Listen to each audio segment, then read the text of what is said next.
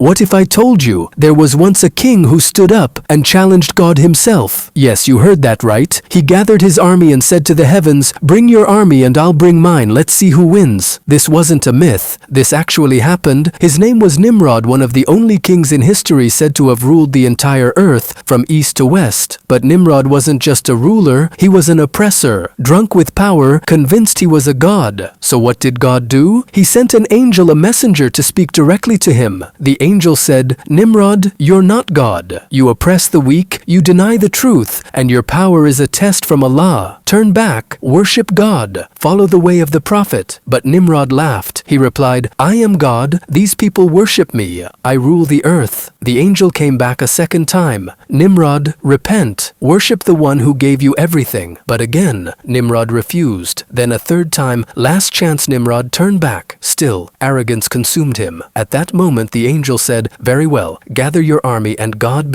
will gather his." Nimrod stood tall and declared, "This is what I want. If I defeat the army of God, I will rule the heavens and the earth." Imagine that level of arrogance. A mortal man thinking he could defeat God. Nimrod summoned one of the greatest armies in human history, uniting soldiers from across the known world, and they all gathered in the land of Babylon. Then they waited for the army of God, and suddenly they saw it, an army not of humans, but of something else descending from the sky in massive numbers. So many, they couldn't tell if it was day or night anymore. Was it birds? Was it clouds? No, it was the army of God. But what exactly did God send? What kind of army could crush a king like Nimrod? What happened in that battle? And what role did the prophet Abraham play in all this? Did Nimrod really make a pact with the devil? What words were exchanged in their final confrontation? Today, we uncover the full story, the truth behind Nimrod's challenge, the divine punishment, and how his arrogance led to his downfall. This is an episode you don't want to miss.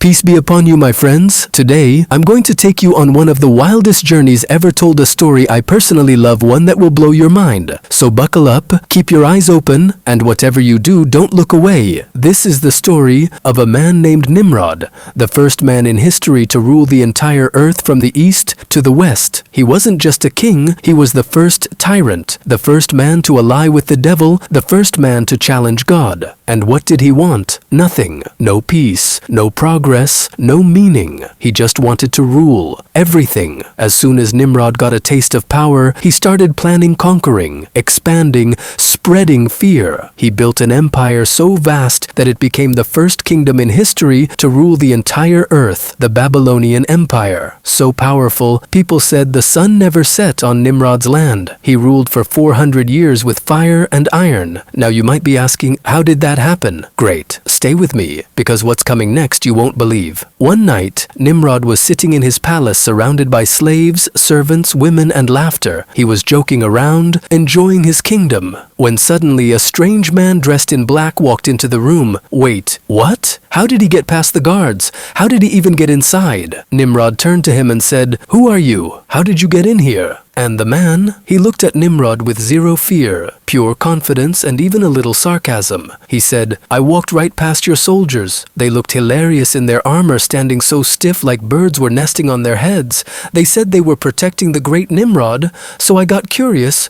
But now that I've seen you, you just look like a spoiled guy laughing with girls." Gasp, everyone freezes. The women went silent. The servants were terrified. This man wasn't afraid. And Nimrod, he snapped. He grabbed his spear, threw it straight into the man's chest, killed him just like that. Then he ordered his soldiers, "Take his body, feed it to the lions," and they did. Every witness, even the women, were executed. Nimrod cared about one thing, his reputation. But just when he thought it was over, he went upstairs to his room to rest. He opened the door, and there he was, the same man, sitting calmly in his room. He looked at Nimrod and said, "Remember what we were talking about? We're not done yet." Nimrod froze. He said, I killed you. How are you here? Who are you? The man smiled and replied, I am the Prince of Light within the light. That's when Nimrod realized this was no ordinary man, and then the stranger said, hold on, I can't talk to you properly in this form. Let me show you my true shape. Before Nimrod's eyes, the figure transformed into a massive creature covered in hair with a terrifying presence. Nimrod stepped back, shaking. Who are you? What do you want from me? The creature spoke, I am Iblis, and I've come with an offer you can't refuse. I can give you my power, the power to rule the world. And Nimrod, he had just seen this being survive death, appear in his room, change form, and offer the thing he wanted most. How could he say no? But Iblis added one condition, you must bow to me. And Nimrod, the arrogant king who wanted to rule the earth, bowed. And from that moment, the world was never the same. This is the story of the first man in history to ever bow to the devil. The moment Nimrod kneeled was the moment darkness began to rule the earth. After that moment, Nimrod wasn't just a king anymore. He became Satan's servant. Iblis, the devil himself, crowned Nimrod. Yes, that's where the ancient myth comes from. The placing of a crown on the head of man was first done by Satan to Nimrod. But it didn't stop there. Nimrod took it further. He dove headfirst into the world of black magic, combining power, sorcery, and blood. This man wasn't just arrogant. He wasn't just evil. He was every dark trait in one person. A tyrant, a liar, a murderer, a thief, a corrupt sorcerer, a false god, and Satan's first true ally. Together, Iblis and Nimrod began a campaign to corrupt the entire earth. War, bloodshed, witchcraft, they expanded from weak nation to weak nation until they ruled the globe from the east to the west. That's right, Nimrod became the first man in history to rule the entire planet. But then, something unexpected happened. One night, Nimrod had a dream. He saw himself riding a majestic horse, but suddenly another horse appeared beside him, and that horse turned into a giant planet that blocked the sun. He woke up, shaken. What could it mean? He called his dream interpreters and said, tell me, what did I just see? They said, this dream is dangerous for you, your majesty. It means a child will be born soon, a child who will be the reason your kingdom falls. Nimrod jumped up in rage. What? My throne? After all I've done? After ruling the world and siding with the devil? You're telling me a baby will take it all? He couldn't accept it. So he made a decision. Any child born during this time must be killed. He sent his soldiers across the kingdom. No family was spared. No child was safe. It was a mass genocide ordered by the first satanic king, but during that very time, a special child was born. His name was Ibrahim. Abraham, his mother, hearing what Nimrod had ordered, hid her son far away from the city in a cave where he could grow in secret. Years passed, and no one knew the child was alive. Scholars say Ibrahim may have grown up far from Babylon, protected by the will of God. When he came of age, he began speaking out against his father's beliefs, against idol worship, and against Nimrod himself. But Nimrod wasn't just a tyrant, he was strategic. He had one twisted rule: make the people depend on me for survival. Every time food was distributed, Nimrod would descend in full ceremony with his guards, his robes, and his pride. People feared him. They came to him begging for food and water. And in return, he'd say, bow to me, I am your Lord. And the people out of fear would whisper, you are our God. God forbid. The people of Babylon were already idol worshippers, worshipping the sun, statues, and stars. Nimrod saw an opportunity. He created an idol shaped like himself and said, this is the sun. Worship it, this is me. And that was how the devil's first worshipper turned fear into religion. But this is only the beginning, because what happened next between Nimrod and Prophet Ibrahim was a battle of power, truth, and fire. Do you want to know what happened when Nimrod tried to kill Ibrahim? When he tried to burn him alive? Then stay tuned, because that's coming in the next episode. Nimrod was drunk with power. He walked through the streets of Babylon, and whoever met his eyes, he'd point and say, you, who is your Lord? Terrified, people would respond, you are our Lord. And Nimrod would smirk, satisfied. But one day, he came across a boy. Nimrod, you, who is your Lord? Boy, my Lord is Allah. Nimrod, laughing, what? You have a Lord other than me? Boy, yes, my Lord and yours, is Allah. Nimrod didn't take it seriously at first. He laughed, playing it off, but then he asked, so tell me, what does your God do? That boy was Abraham, and his answer changed history. Ibrahim replied, my Lord gives life and causes death. The crowd gasped. This was a child, standing before the king of the world. Nimrod, feeling cornered, tried to mock the statement. He called 2 men, he ordered one to be executed and the other to be spared. See, I give life and cause death too. Ibrahim, calm and clear, said, fine, then bring the dead man back to life. The crowd froze. No one had ever challenged Nimrod like this, but Nimrod couldn't do it, and people began to whisper. Still, Nimrod asked, tell me more about this God of yours. And Ibrahim said, Allah brings the sun from the east. If you are a god, bring it from the west. And just like that, Nimrod was speechless. فَبَهَتَ الَّذِي كَفَرَ, the disbeliever was silenced. The people watched, waiting for a reaction. Would he kill the boy? Would he shout? Nimrod just turned around and walked away in humiliation. But deep inside he was disturbed. He went back to his palace, haunted by the boy's words. Who is this God who controls the sun? What kind of power is that? And then, in pure arrogance, Nimrod made a decision. I want to see this God. I want to reach the heavens. He ordered 600,000 men to build the largest structure the world had ever seen. That building was the Tower of Babel, one of the 7 wonders of the ancient world. Its name in their time, the gateway to the gods. And when the tower was complete, Nimrod himself climbed to the top. There, in defiance, he raised his bow, shot an arrow into the sky and screamed, I will kill the inhabitants of the sky. And the arrow, it returned, dripping with blood. God let it happen not because Nimrod was powerful, but to show just how far a human can fall into arrogance. Some say the tower collapsed. Thousands were crushed. Others say God destroyed it as a warning. Either way, Nimrod was never the same. People saw the cracks in his image, and slowly, some began secretly following Ibrahim's message, believing in one God, because now they realized Nimrod wasn't divine. He was just a tyrant. And then came the moment that changed Babylon forever. It was their annual celebration. Everyone left the temples. The city was alive. And Ibrahim, he saw his chance. He entered the temple alone. Statues of all sizes stood inside their so-called gods. He raised his axe and smashed every single one, except one, the biggest idol, the one they believed to be the God of gods. He placed the axe right on its shoulder and walked away. He turned them into rubble, all except the biggest of them, so they might turn back to it for answers. This was the beginning of Nimrod's downfall. The battle between truth and tyranny was just getting started. Do you want to know what Nimrod did when he found the idols destroyed? Do you want to see how he tried to burn Ibrahim alive?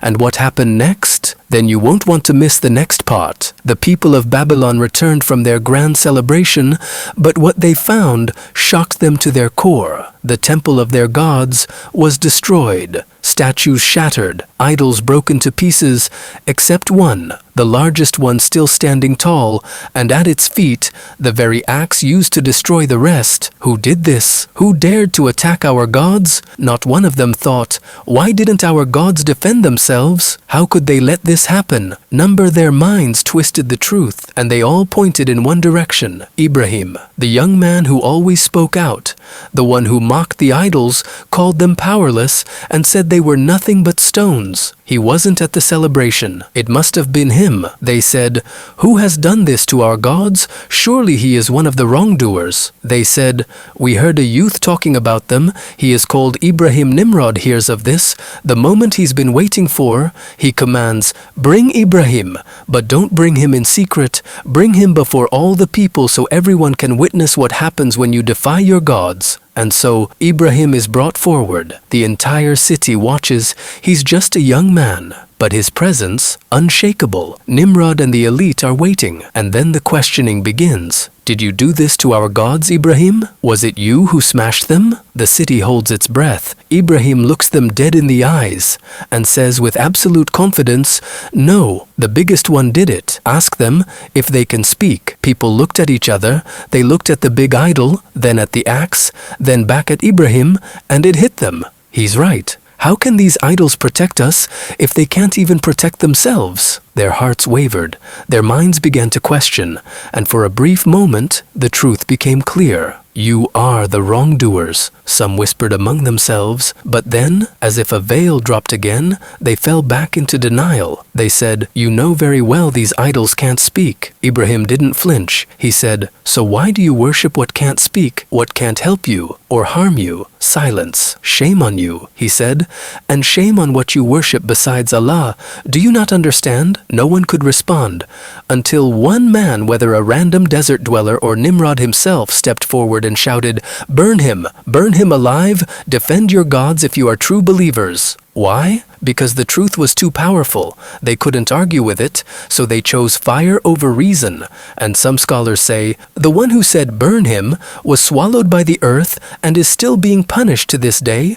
Others say it was Nimrod himself who gave the order, and that is more likely, but this was just the beginning, because what happened next was a miracle that shook Babylon forever. Do you want to see how Ibrahim faced the fire, and how Allah turned that fire into peace? Then stay tuned, because the story is far from over. Nimrod, the tyrant king, was furious. So he gave the order to create something the world had never seen before, the biggest fire in human history. They say the flames were so massive you could see them from outside the city of Babylon. So fierce, so hot, no one could even get close. Even birds that flew over it they dropped from the sky.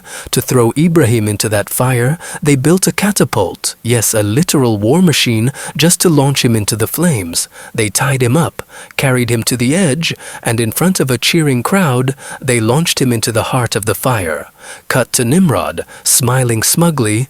He thought it was over. To him, this was victory. This was proof that Ibrahim was weak, that Nimrod was God. But what no one expected was what happened next.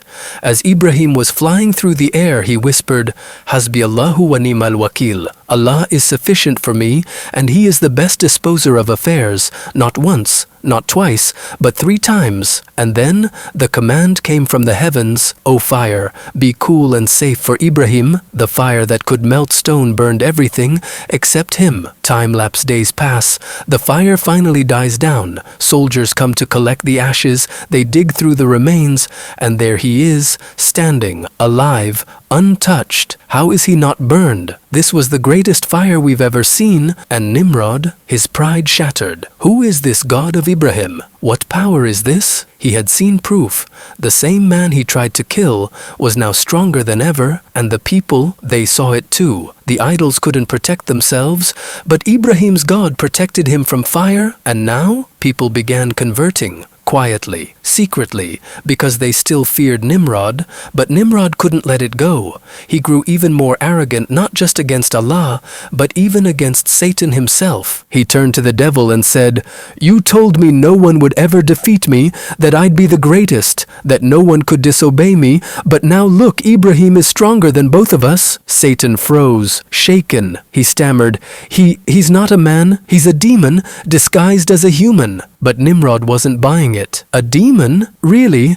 I've known this man since he was a child. Everyone knows him. Stop lying to me. Even Satan was speechless. For the first time, Nimrod was right. But then came the moment that could change everything. The angel came to Nimrod with a final chance. Nimrod, he said, submit to God and you will be saved. You will rule the land with justice, but you must follow the path of Ibrahim. Worship Allah. Declare, there is no God but Allah. And Nimrod, he scoffed, you want me to worship someone else? I am God on earth. A second time, the angel returned. Nimrod, this is your last warning. Submit or you will regret it. Still, Nimrod refused. And on the third visit, the angel didn't offer advice. He gave the final message, gather your army, because God is about to gather his. The showdown between a deluded king and the creator of the universe was about to begin. Nimrod looked around, smiling. This is exactly what I wanted, he said, and then, like a man completely blind to reality, he declared, whoever wins this battle will rule the heavens and the earth. He forgot something important. important. The man he couldn't defeat was just a servant of the one he now challenged, and now he wanted to take on God himself. This wasn't just arrogance, this was madness. Nimrod ordered the biggest military assembly in human history. Every soldier, every weapon, every beast, all of it. Babylon became a fortress, a war machine, and now they waited to see what kind of army God would send. Then the sky darkened, the sun disappeared. An army unlike anything ever seen was descending from above, massive, endless, terrifying. This is God's army. Just to prove a point, Allah let Nimrod taste what true power looks like. You ruled the earth? Allah rules the universe. You built an empire in years? Watch how it crumbles in seconds. And then Allah didn't send thunder, not a volcano, not an earthquake. He sent a mosquito, just one. Whispers from crowd, wait, what? Yes, one single mosquito, that was all it took. In moments, Nimrod's entire army collapsed. The soldiers wiped out. Years of power gone in minutes. And as for Nimrod, that same tiny mosquito flew straight into his nose, crawled into his head, and reached his brain. And from that moment on, his nightmare began. He started hearing a sound, buzzing, screeching, endless. He lost his mind. He couldn't sleep, couldn't think. He was going insane. The only way to stop the noise? Over and over. With his own shoe, he would scream in public, command his soldiers. He ruled for 400 years with pride and cruelty, and Allah punished him with a mosquito for 400 years, day and night, misery, pain, madness, until finally he was gone. This man who thought he was God was destroyed by a creature so small, most people swatted without a second thought. That's the power of Allah. So remember, no matter how high someone rises, if it's without Allah, they will fall. We are honored by Islam, and if we seek honor through anything else, we'll only find humiliation. That's the end of the episode. Got a story you want to see told like this? Drop it in the comments below. See you in the next one.